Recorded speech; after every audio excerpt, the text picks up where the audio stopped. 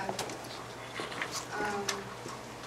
요즘 뉴스, 방송 이런 여러 매스컴이나 여러 매체에서 소아는 언어다 라는 표현하고 한국 소아기본법 제정이 필요하다 라는 그런 메시지를 자주 접할 수 있습니다. 아시다시피 이런 메시지는 최근의 것이 아니고 오래전부터 한국농아인협회 등을 통해서 우리 사회에 끊임없이 전달되어 왔던 것인데요. 이제야 그 결실을 보게 된 것이라고 할 수 있습니다. 그 일환으로 18대 대선에서 한국소아기본법 제정 및 농교육 환경 개선에 관한 사항이 새누리당 공약으로 채택이 돼서 공약집 87쪽에 소개되고 있습니다. 이어 올해 2월 대통령직 인수위에서 국정과제로 채택이 되고 문화체육관광부가 주무부처로 결정이 되었습니다. 이에 따라서 문화체육관광부는 한국수학기본법 제정을 위해서 지난 마이크 꺼졌어요. 잘 안 들리시나요? 바꿔주세요. 마이크 꺼졌어요. 그러네요. 네. 예, 지난 2월, 3월 그러니까 2회에 걸쳐서 관련 전문가, 그러니까 농문화 전문가, 그 다음에 수화 전문가, 그리고 관련 기관 관계자들을 모시고 저희가 자문회의를 개최를 했습니다. 그 자문회의 결과를 바탕으로 지금 한국수화 관련 법령 제정 연구라는 제목으로 연구 용역을 추진하고 있고요. 지금 현재 이 공청회 좌장으로 계신 우리 우주형 교수님께서 책임자로 열심히 연구를 관리하고 계십니다. 사실 이와 같은 정부와 민간의 움직임은 대부분의 일반인들에게는 생소할 것이라고 생각을 합니다. 저도 솔직히 고백하자면 농인들은 볼 수 있으니까 한글을 읽는데 문제가 없다고 생각했고요. 수화는 한국어 소통의 보조적 수단이라고만 생각을 했습니다. 참 부끄러운 사실이죠. 또한 수화나 농인을 지원하는 복지에 관한 법률은 기존의 법률을 개정하면 될 건데 수화와 같은 수화의 언어적 지위를 인정하는 그런 특별법이 왜 필요할까라는 초기 질문을 할 수 있었습니다. 근데 이러한 질문은 사실은 한국수학기본법 제정의 의의나 지향점이 무엇인가를 살펴보고요. 그 다음에 한국수학기본법 제정을 위한 추진 주무부처가 문화체육관광부, 왜 문화체육관광부일까라는 질문에 대한 답에서 간접적으로 찾아볼 수 있을 것 같습니다. 그거에 대해서 제가 오늘 저희 토론에 대한 내용을 답을 드리면서 가름하고자 합니다. 우선 한국수화는 개별 언어로서 한국 농문화 환경에서 학습되어 사용되고 전승이 되는 것입니다. 따라서 한국수화가 한국어, 영어, 중국어 등과 같은 특징을 가진다는 사실은 자명한 것이죠. 방금 소개해 주신 죄송합니다.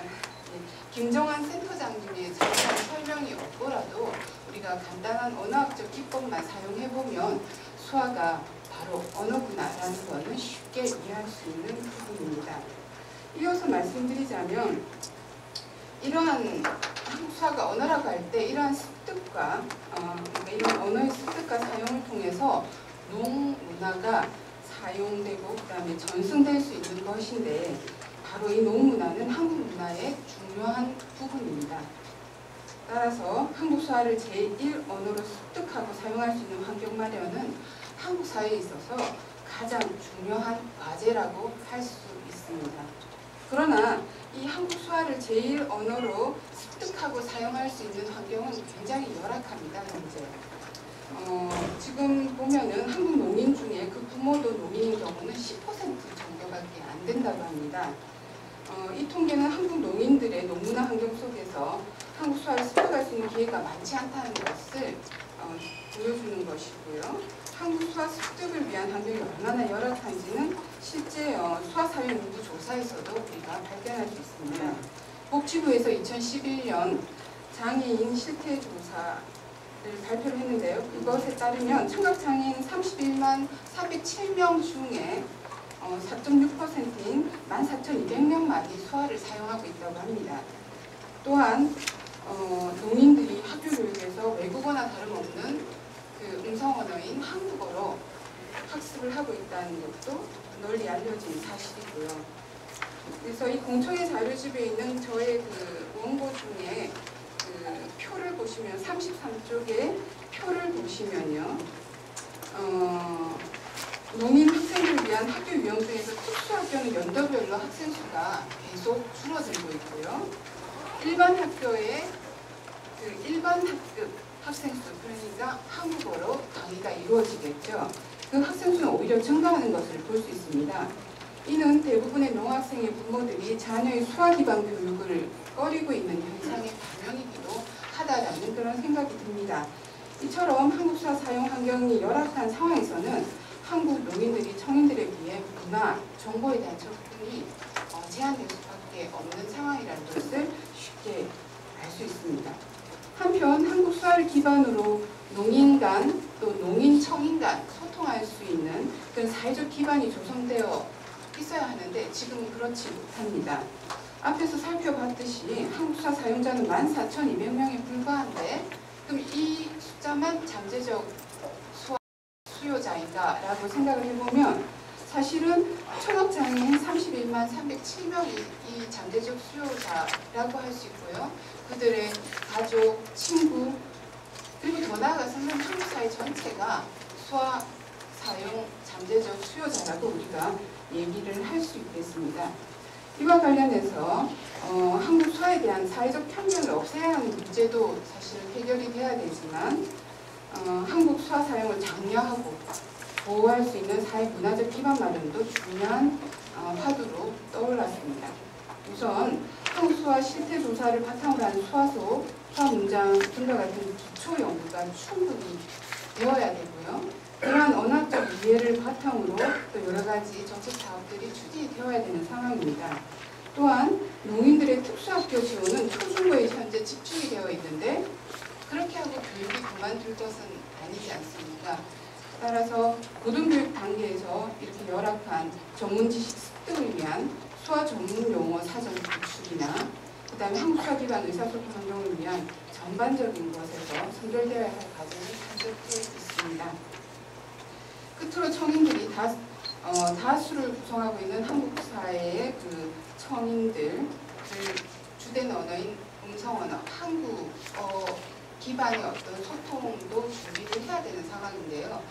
그것을 위해서 수화 기반의 한국어 문해력 향상을 위한 교재 개발이나 강좌 개발도 지금 간과할 수 없는 부분이라고 생각이 듭니다. 현재로서는 문체부의 연구 용역이 진행 중이어서요. 오늘 발표된 한국 수화 기본법 안에 그러니까 초안에 대한 그런 구체적인 의견은 저희로서는 좀 드릴 수 없는 상황이지만요. 앞에서 살펴본 한국 수화의 언어적 특징하고 사용 현황 등을 고려한 한국 수화 기본법 제정의 의의와 지향점을 간단히 말씀을 드릴 수는 있을 것 같습니다. 우선 문체부가 한국 수화 기본법 제정을 위한 주무부처라는 사실에서 장애인 복지와 인권 차원의 정책을 넘어서 수화를 한국의 언어, 문화적 유산의 중요한 요소로 인정하고 가겠다는 정책 기조를 보여주고 있다고 말씀을 드릴 수 있을 것 같고요. 이러한 사실은 사실 2013년 문체부 국어정책 방향 13년 4월 15일 보도자료로 발표된 바 있습니다. 그 자료에 고스란히 담겨 있습니다. 즉 문체부는 국민 간의 통합을 실현하기 위한 과제로 국민 참여를 통한 개방형 국어정책을 밝히고 있습니다. 그 중에 하나로 한국수화기본법 제정 추진이 여기에서 언급되고 있습니다. 문체부가 바라보는 한국수화기본법 법제의 지향점을 저희 간단히 정리하자면 첫째, 농인의 수화 사용은 극복해야 할 장애가 아니고 모어 사용의 권리를 인정하고 장려하기 위한 근거를 마련해야 한다라는 것이고요.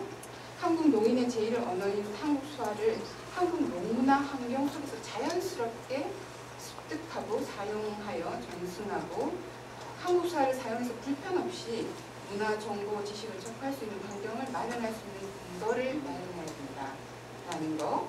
그리고 마지막으로 한국 수화를 제1 언어로 사용하는 농가, 한국어를 제1 언어로 사용하는 청인 간의 소통을 지원하기 위한 근거 마련이 필요하다라는 것이 될 것입니다. 2013년 6월 현재 문체부는 한국수화 기본법안을 준비 중입니다.